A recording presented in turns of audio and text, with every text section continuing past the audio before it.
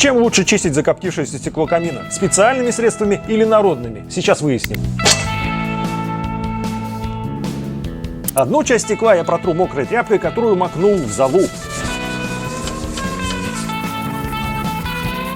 Стекло вроде бы чистое, но зато я грязный. Вторую часть стекла обработаю специальным средством для чистки стекол.